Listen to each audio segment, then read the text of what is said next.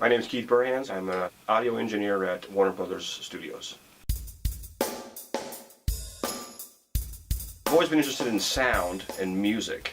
Specifically, what I do is not ever on the forefront when I was younger, but it's still involved with what I do like and is part of me, so yes. So how I got where I am today, in a brief story, is started out playing drums, playing the local scene, trying to be a rock star, didn't pan out. That moved into mixing, recording records, kind of got tired of that. That evolved through friends and connections into editing dialogue for movies and television. And after that, moved into engineering based on a guy who saw my skills and put it all together and said, you're going to be a great engineer and because you can do all these other things. And that got me into engineering. And then moved from where I was engineering at a place called Taddeo into where I'm at Warner Brothers. Here we are at Warner Brothers. This is Dub 9. This is where I work. This particular room is one of the larger. It has the space and the equipment to handle big shows like your blockbuster Batmans and what have you, shows of that nature. And we don't do television in here. So what you have in this room is a DFC console. This is $1 million console, and every knob and every fader and every button on here is nothing but a remote control. All talks back to a main system in the back room that actually does all the processing and all the work. The screen here is the size of a screen that you would see in a theater when you go to the theater. The size of the room is the size of a small theater. It's just as loud as when you go to a theater. Everything's the same. So that when they're mixing, they know that when it leaves here, they have an idea of how it's going to sound in a theater somewhere. So now we're on the scoring stage, and just wanted to show you the difference between what I showed you on Dub 9 with the digital console. This is actually an analog console, and all of these buttons actually do work. This is the last made analog console that they're ever going to make, because everyone's going digital now. But this is for music, and for music a lot of guys like analog. We just put this in last year, another $1 million console, and it's got 550 inputs on it, and we use them all.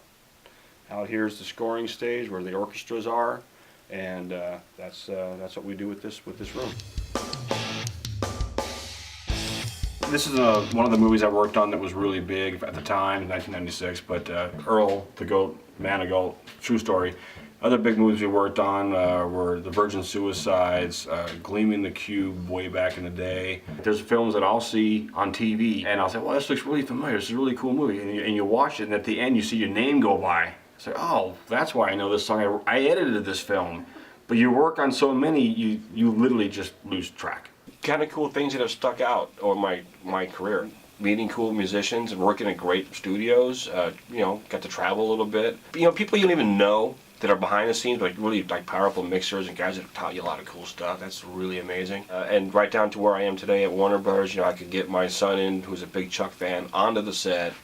You got to cruise around, check everything out, took pictures. I mean, that's pretty amazing. And did I have any heroes growing up? Many heroes. Some famous, some not famous.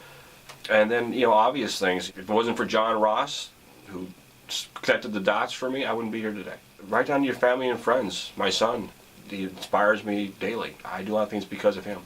It's so amazing, and to this day, I still love it. Recording the nobodies is actually more rewarding, because there's nothing more exciting than when you've got a band out there in the studio. They've scraped up their couple of $100 to get this sort of record made or whatever, and they don't know what they're doing other than the fact that they know their songs, and they're out there, they're playing, and I'm in here, and while they're recording, I'm pre-mixing everything, so they have no idea really. They're just playing, they get their headphones on, whatever.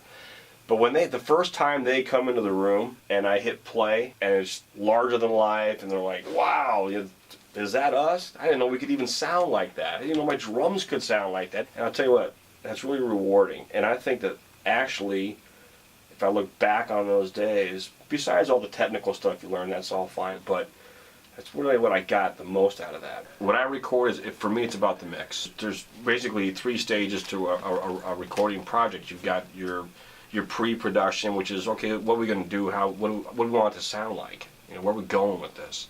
Then the next thing is the tracking, which is actually the recording of it. And then lastly, you're going to do your post-production, which is any of your little tricks, and mixing. Pretty much these days for me, I really live for the mix. Because for me, I like to take what has been recorded and make something of it. And so for me, of course, you have to do your job correctly in the tracking part to have something good to mix, and that's what goes without saying. But for me, it's really about the end result. I like to go into a project, and I only record with people that I want to work with. I don't need to do this for a living, so I can be picky. I can be choosy who I want to work with, and so I only take things I really want to do. And believe me, if I'm going to do that, it's going to sound great. At the end of the day, it's going to sound as good as we can possibly do it, and that's what I like doing. Cut.